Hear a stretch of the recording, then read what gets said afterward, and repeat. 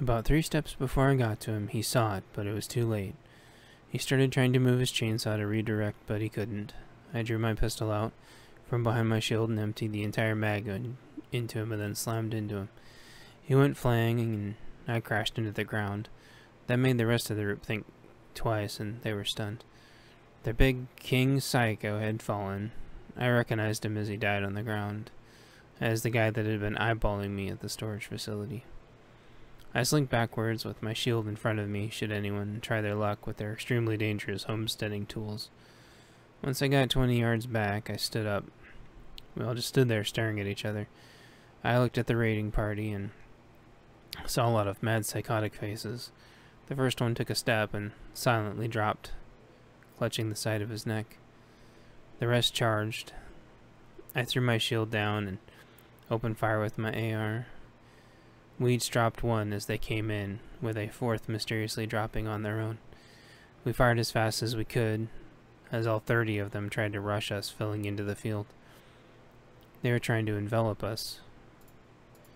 Our armorer and tank looked at each other, but didn't set the girls down. Our XO comms guy and I each took our next shots, and we dropped one apiece, with a fourth falling on his own. We'd each get one more shot before they were in melee distance, and there were too many more. We each took our shots and jumped back to avoid the other bodies falling on us as their vitals began failing their consciousness. Then each of us got tackled. I was fighting off some awful lady trying to hack at me with a machete, screaming that I'd caused her boy to die or some crazy thing. I couldn't do anything to her and still deflect her blade with my AR every time it came crashing down. Thankfully my accessory rail was taking most of the abuse, but the blade would eventually win. I had no way to get a position out of her machete range. When all looked lost, something struck her in the neck and she fell on top of me. I quickly kicked her off and scooted away. My two friends also had bodies on them, so I kicked the bodies off and put my hands out to help them up, and both accepted. There were still a few stragglers looking at us in shock. They fell one by one to our combined fire. The few remaining ran in fear, screaming something about the swamp boogeyman. Chapter 20. New friend? ? Evening, day 2. A guy came out of the forest after they were gone. He yelled, "Don't shoot!" And he had his hands way out to his sides. He had a funny-looking hollowed stick in one of his hands. We lowered our rifles, and my friends asked the girls if it was okay to set them down. The more skittish one looked at the braver one, and the braver one nodded. They both hopped down and ran to each other to hold hands. We went to the bodies and started kicking away the weapons and making a pile. Was never sure if one could spring back up somehow. I remembered that I needed to check my pistol. I got attacked so fast by the machete lady I forgot all about it. Thankfully it was laying right next to me. I grabbed it and popped my short pistol mag out and put in a fresh short mag from my side mag pouch that was on my new plate carrier chest rig. Then I put the empty mag in my bag. They were still around in the chamber, so I didn't rack the slide. Then I put my pistol back into its concealed holster. The forest guy came over to us and said, "I ate those guys." Our comms guy took his ear pro off and said to the forest man, "You mean you hate those guys?" "Yeah, I ate those guys," he confirmed. We all chuckled nervously. I looked at him for a second. He didn't look like a bad guy. Not much clothes to speak of, just some big baggy shorts, matted up hair, some old tattoos, and jewelry I couldn't place. He seemed nice enough. He said, "The frogs said to help you.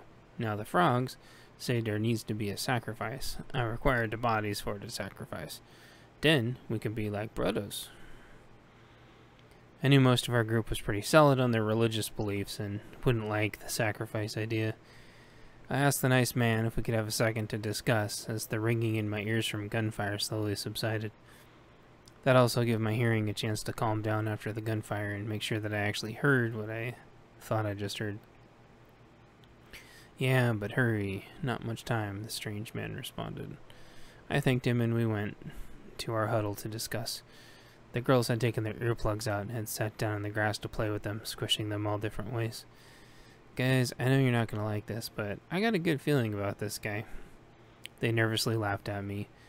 There were heavy reservations. How do you know he wouldn't do that the same to us? We should bury the dead, not let him have them. Whatever it is, it should be humane. There were more concerns, all valid, but they conceded.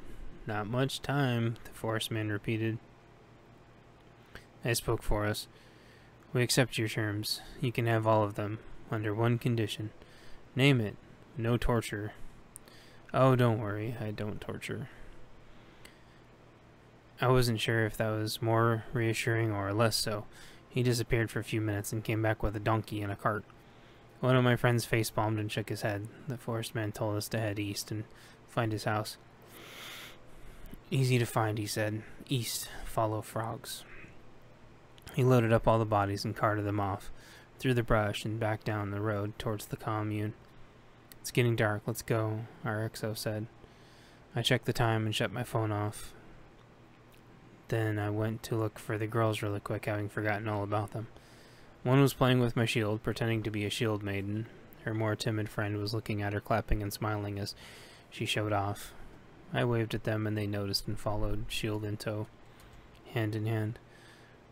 Our tank had his compass out and helped us keep going east. Had to make sure to factor in magnetic north so we didn't miss it. The frogs and compass led us to a modest house in the middle of the woods right next to a small lake. The frogs were very loud and happy. There was a couple of benches, so we sat and waited. The girls went back to playing. I told them not to play with the frogs because I remember a little girl that loved to play with frogs at a group barbecue we'd gone to. She wanted to take the frog home and it caused a stir. The two girls ignored me and kept playing with the shield. We all got out water and waited for our new friend. It was starting to get dark. Someone had got out a snack for the girls to eat, which made them happy. They still weren't really talking to any of us. They just kept whispering to each other. I didn't know what to think of it. I was trying not to think about what they had gone through. As soon as it was more prudent, we'd ask where their parents are. Although I surmised that if they had parents or wanted to be reunited with them, they would have asked by now. At least they weren't playing with the frogs. It had been maybe half an hour or so since the altercation in the forest. Everyone had refilled their mags, checked their weapons functions, and were going over the plan. Something about trying to get to the mountain for some reason. We had our radios off to conserve power for a while now. Some of our guys had 7-watt and could transmit a decent distance with the right antenna, but even with the upgraded batteries, those just didn't stay charged for a super long time. Most of us only had 4-watt radios, but the guys with the 7-watt kept them to 4-watt unless there was a specific op reason. Anything larger than 7-watt, and you were supposed to have a base station. Those were typically in vehicles, as they were quite bulky and required a lot of power. People did have them in their homes, though, and I had seen some that could maybe be field-sized, but I'd never seen one in use. So we waited, it was dusk, and visibility was going down. We didn't really have anywhere to go. We could try to make a fire in a shelter in the dark, but didn't have anything proper for the girls. One of the guys was more than a little irritated about the sacrifice thing. He was talking to one of the guys that was less irritated, I guess trying to make him more irritated, but it wasn't working. The argument being that we need to stick to our beliefs, and that people should be treated with respect. The counter-argument being that they were trying to kill us, and would have done much worse. They needed to be sent a lesson, so they would hopefully never hurt anyone again, and so hopefully they wouldn't come after us again. The discussion wasn't really resolved, but at this point it didn't have to go anywhere, with there being no middle ground here. I really hated stupid arguing, people not being able to come to an understanding because they refused to have middle ground. Everything had to be their way or no way. Then when they didn't get their own way, they bitched about it for weeks on end.